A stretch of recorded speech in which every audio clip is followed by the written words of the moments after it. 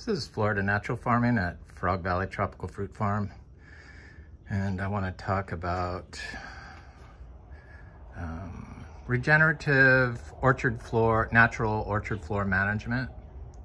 What does a regenerative orchard floor for tropical fruit trees look like in Florida? We've been growing here for going to be 7 years in October, and we try to grow everything from seed. I do have a lot of grafted trees, mangoes, like 300 mangoes or so, 200, probably 260 grafted mangoes, and then a bunch of seed grown mangoes. They were all 3 gallons when I bought them. We focus on soil biology and restoring Florida's ecosystems and trying to grow as close to natural as possible. And we've accomplished some extraordinary, or had some extraordinary successes with cacao, dry farming. And we're on our 2nd generation of dry farm cacao. Growing naturally here in Florida and seed grown from our seeds, from our fruit. And this is, I think, still considered impossible in Florida, and people fail to look outside what everyone else is doing.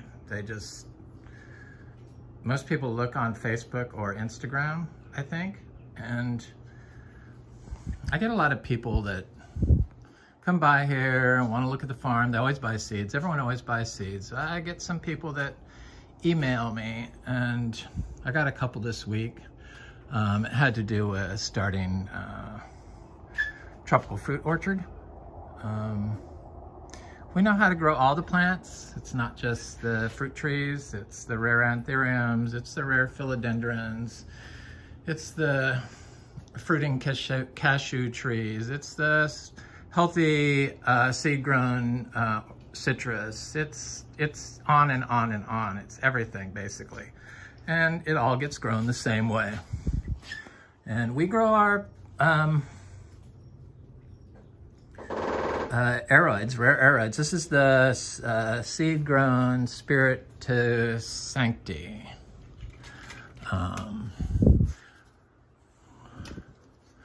From Red Leaf Exotics. And is that it? Yeah. I had to have one of those seed-grown plants. And it's been doing good. And I tend to overwater the philodendrons when it's hot out here, but our growing medium is basically humus, and humus really doesn't break down. When it breaks down and there's water pooling in the bottom, when carbon breaks down, so if you had like cocoa coir in there and you kept watering it, you had it sitting in it, because it's breaking down, it's releasing carbon dioxide. The humus doesn't release carbon dioxide, it's a carbon sink. So when it releases the carbon dioxide and the water, it goes into the water and makes carbonic acid, which lowers the pH, which makes the plant incapable of uptaking nutrients, basically. So it causes rot. That's what that's caused from. But I can set these in water and they do just fine. You kind of have to know what you're doing. I think I know what I'm doing. I don't know everything, but I know enough to know that I couldn't do it without the natural system. And that's what people fail to see in Florida. They don't look at the whole system, the holistic system. It's the whole system. They disregard the nature, and they have what is in colleges is called a control group. So they have a list of plants and they have a list of inputs, wood chips usually, that they put down. They remove everything and they mulch everything out, and they put wood chips down. Or they mow the yard. So this is the Philodendron, my newest one, Philodendron Bernardopozzi.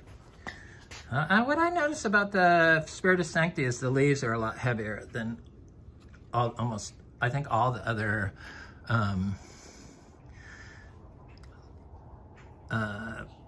philodendrons I found. Even this one that's very similar in looks now, but the leaves are like twice as heavy on this.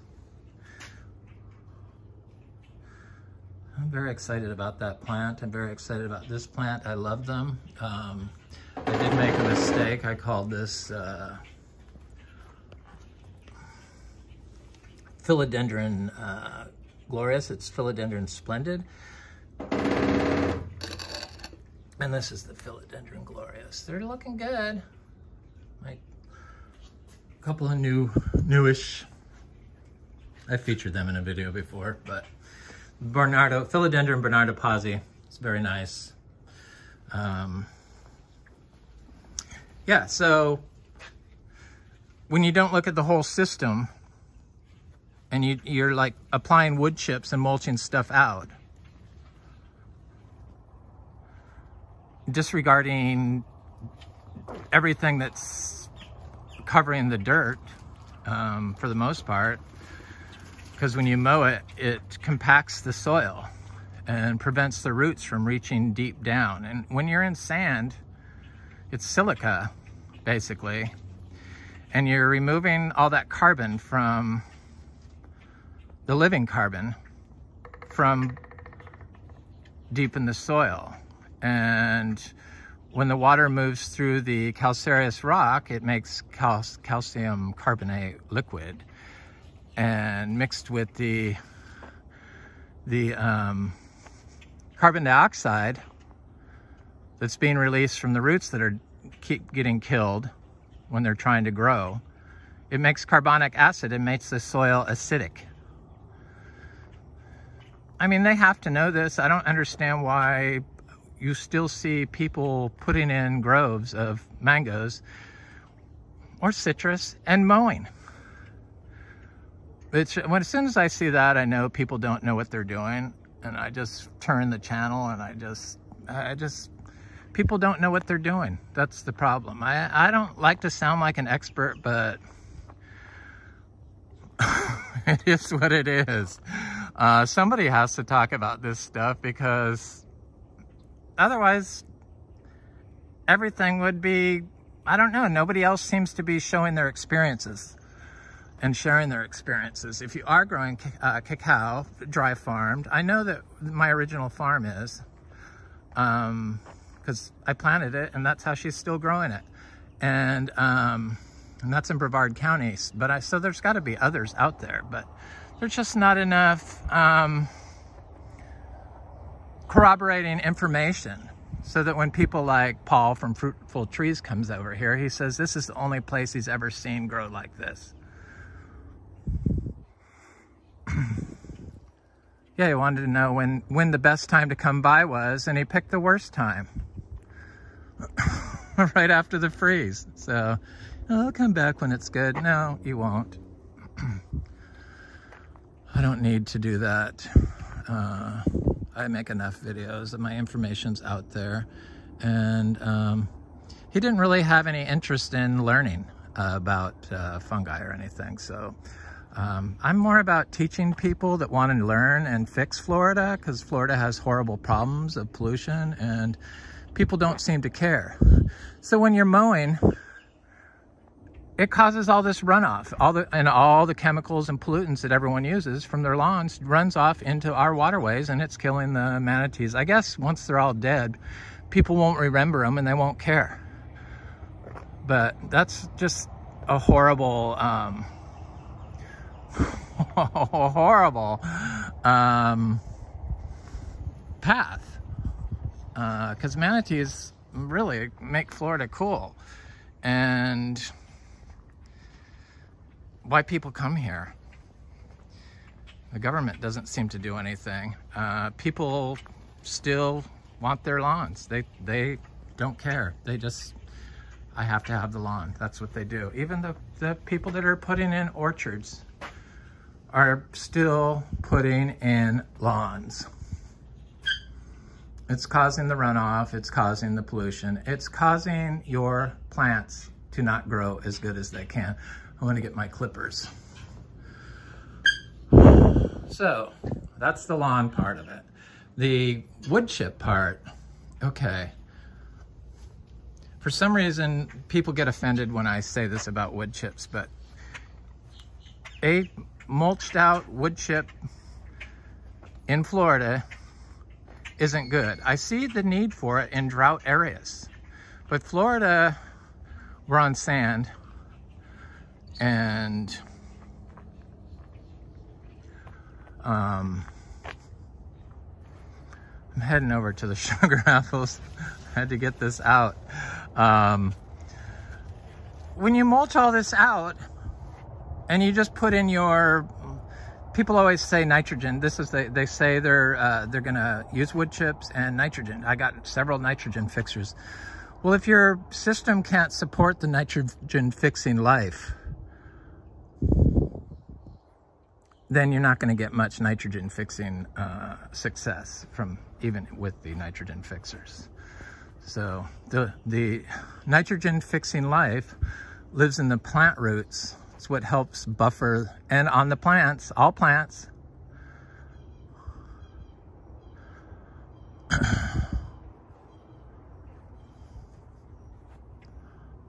So when you mulch all this, the grass and weeds out from around your trees, well, to do that, most people use like equipment. So they're driving all over it, sand, driving all over silica. And the water here is calcium carbonate. And then they put wood chips on top of it. Okay. So living carbon in the ground is good, or carbon in the form of humus is good. But carbon, when it turns into CO2, which is what happens with wood chips, and then it gets rained on, turns into carbonic acid. So that with the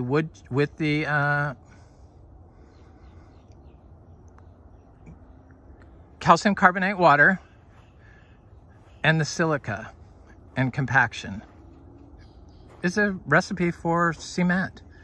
So when your plant is, when the carbonic acid creates lower pH, so acidic pH.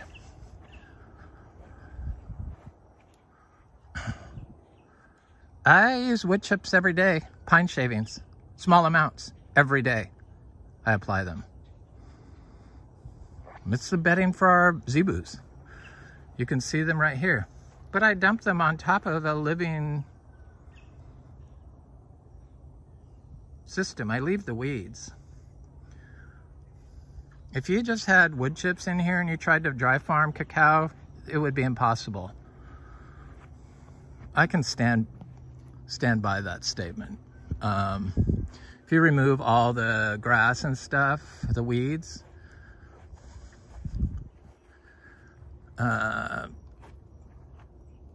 you can't dry farm cacao here in Florida. It's pretty extraordinary that you can dry farm cacao anywhere, and to be able to do it this far north in Florida. First of all, it was still unheard of to do it anywhere. I know I've seen bits and pieces of people that are experimenting. We're past experimenting. We're on like 12 years of dry farm cacao in Florida, second generation trees. So continuously, successfully.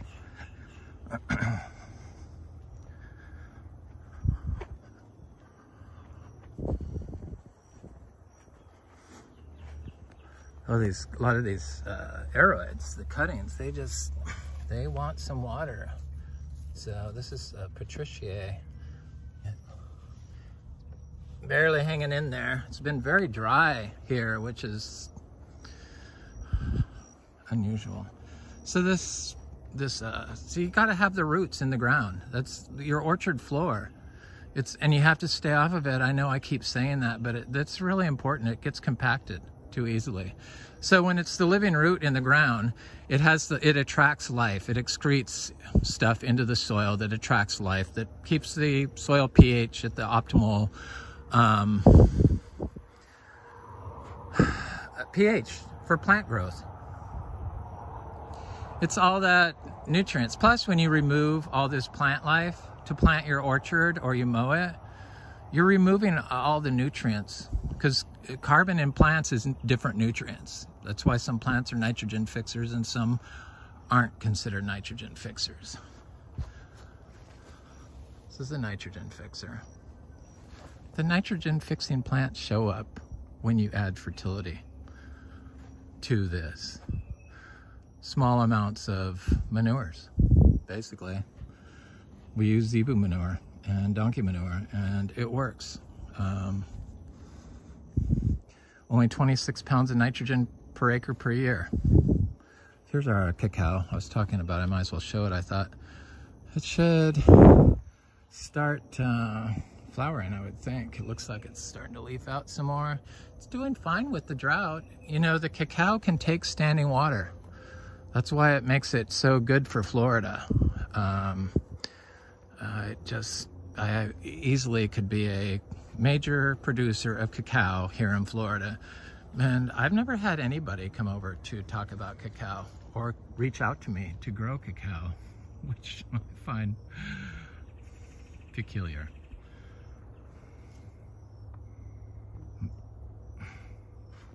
People are not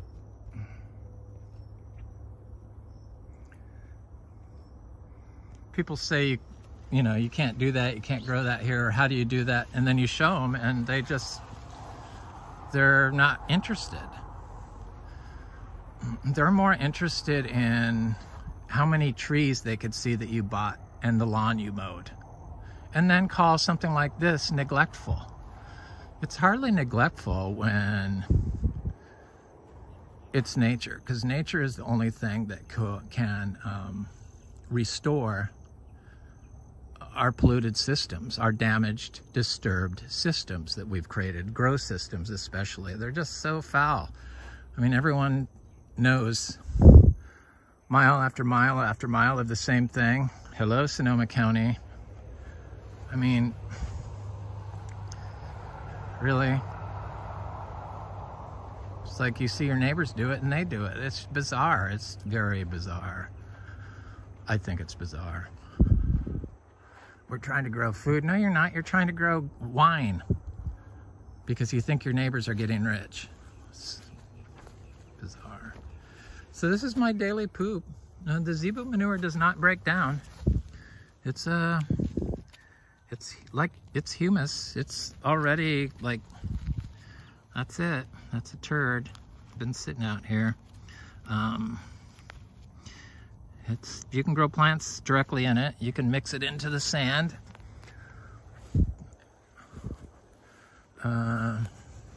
It's not going to screw up your system. I don't know. I don't think nobody's moving fast enough. Nobody, I mean, it's like, I don't know. It's just, it's scary.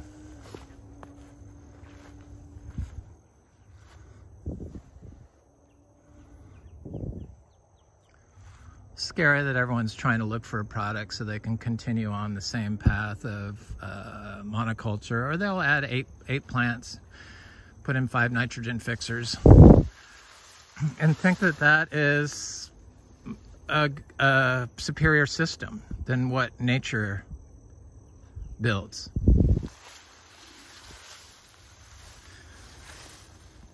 Your system is not going to regenerate the soil if it's a control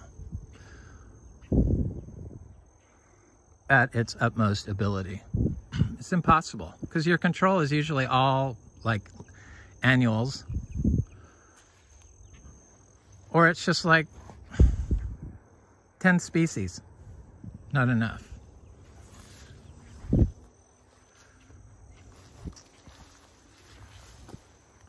Oh, santal is another thing that you couldn't grow in Florida when I moved here, but santal doesn't even freeze here. I'm sure if you didn't have all this life, because all the carbon, all the living carbon is moving water and holding water and nutrients. And so it doesn't make sense to remove everything or mulch out everything. So all your moving carbon water system and turn it into a inferior system. Plants don't compete with each other. I mean, that's just such a crock. It's like, I don't know. When I get emails from people and they say, do you really mean the weeds are good? And it's like, how many videos have I made? It's like, just see how far we have to go. Weeds are better than you to grow your plant.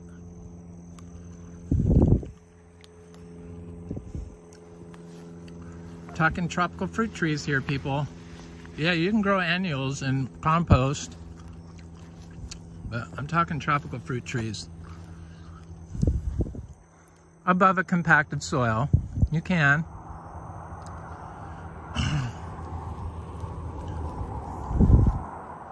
That's what they do, most people do. Which is good.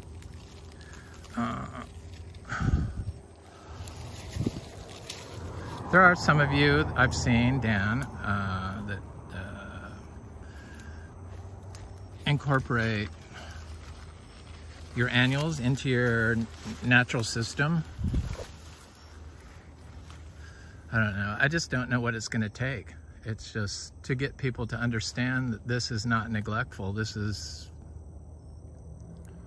nature, and it's superior. It's mindful to whatever you think, you envision it should look like.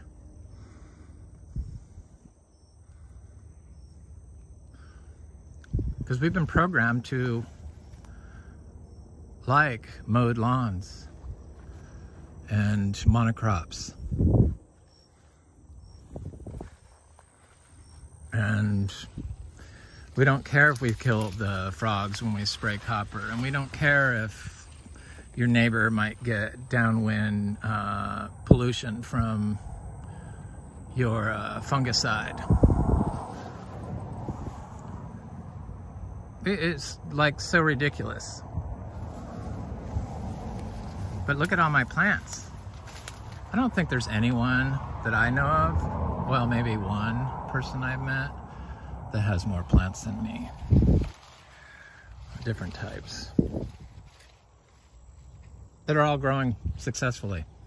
I'm not talking just hoarding them. Yeah, you can hoard the plants, but have you ever fruited a Garcinia besides a lemon drop? Some of you are just starting out and doing it like this. You'll be able to fruit them.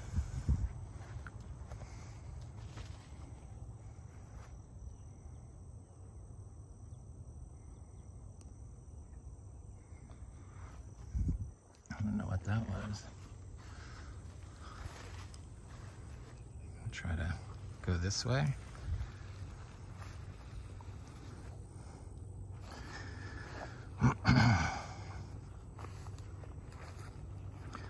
I'm working my way over to those sugar apples, looking at how healthy this orchard floor looks.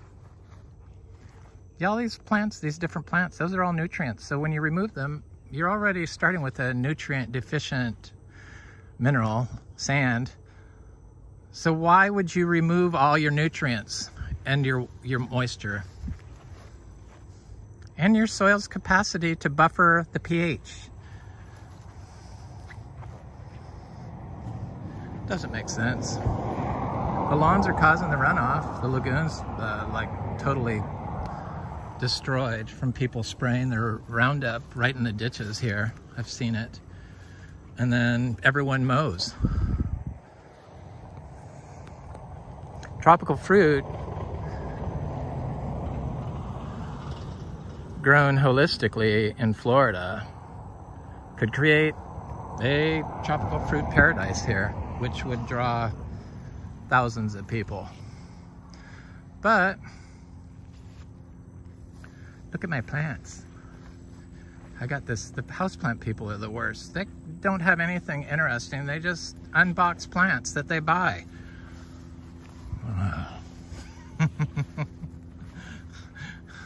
And then grow them in a hydroponic solution in their house. Oh.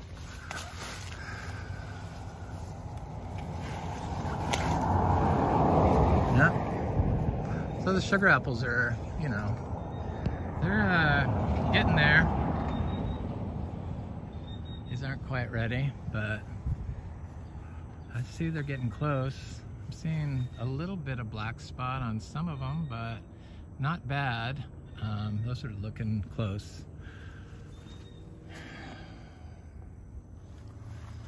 Okay. Oh, there's one that's open.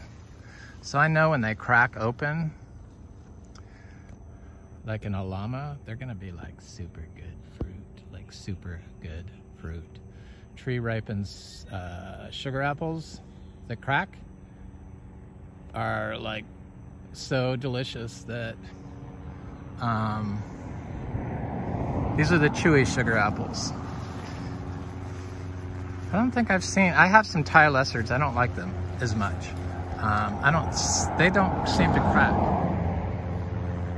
This is a pretty good sized sugar apple.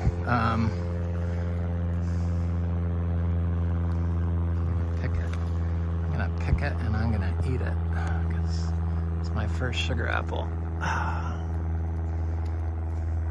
We don't self-pollinate. I mean, these are all self-pollinators. It's like, caught it.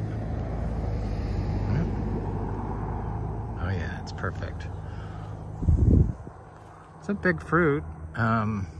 So I'm starting to have seeds. So they're 50 cents a seed for fresh, chewy sugar apple seeds, green variety.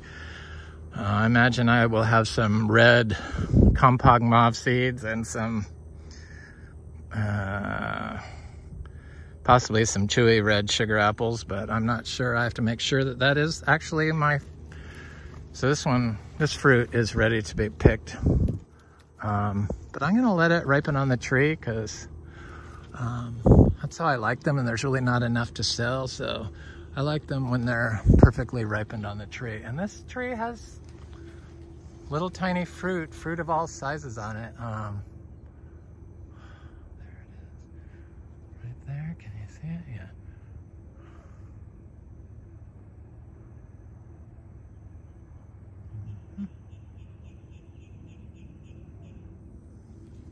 So yeah, I'm gonna let that one wait, but that's a good sized fruit. That's how I like them. Yeah, there's lots of fruit on these trees. I walked right by this Adamoya. I need to look at it. Little bananas, other annonas, frozen mango, other annona. So this is I'm fairly certain a Priestley Adamoya, and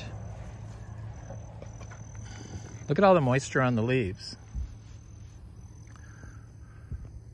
You see it? Yeah. So I know that these, like, they're taking that moisture and moving it below ground with the help of the arbuscular fungi, I'm sure.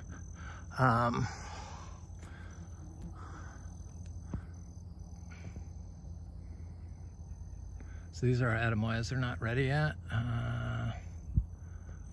This is just a little tree, so I got some trees I got to plant to this still from last year's seeds, but not from this tree. This tree didn't produce last year, so it's the first year it's fruited for us. What did I do with my clippers? Damn it. Oh, I set them down.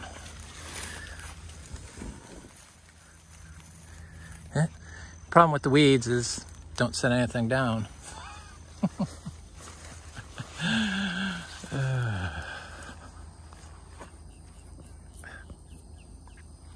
bug was biting my hand. There's a nice one. I'm gonna wait on that one too.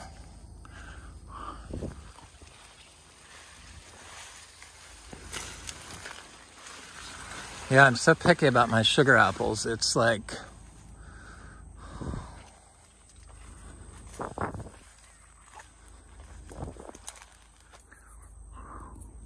this feels like it's probably almost a pound, maybe 3/4 of a pound.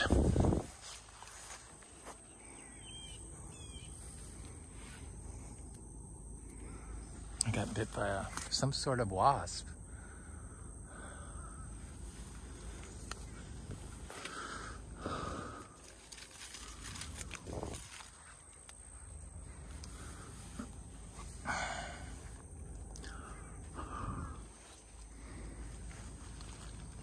This is that llama that just, it's a grafted tree and it just doesn't do well in the drought conditions. It's got to be on,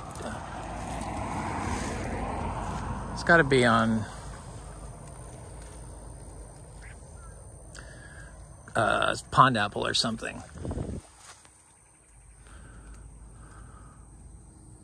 I don't see any more ripe ones, so.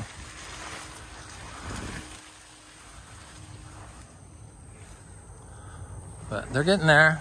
Oh, maybe. Probably tomorrow I'll have ripe sugar apple. So if you're around tomorrow, around Vero Beach, I know some of you have like,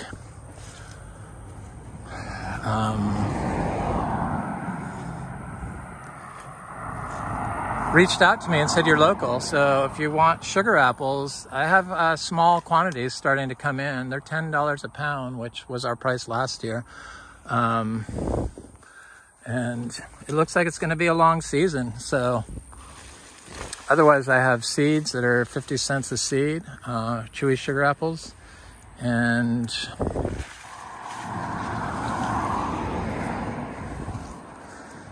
we're going to have them for a while.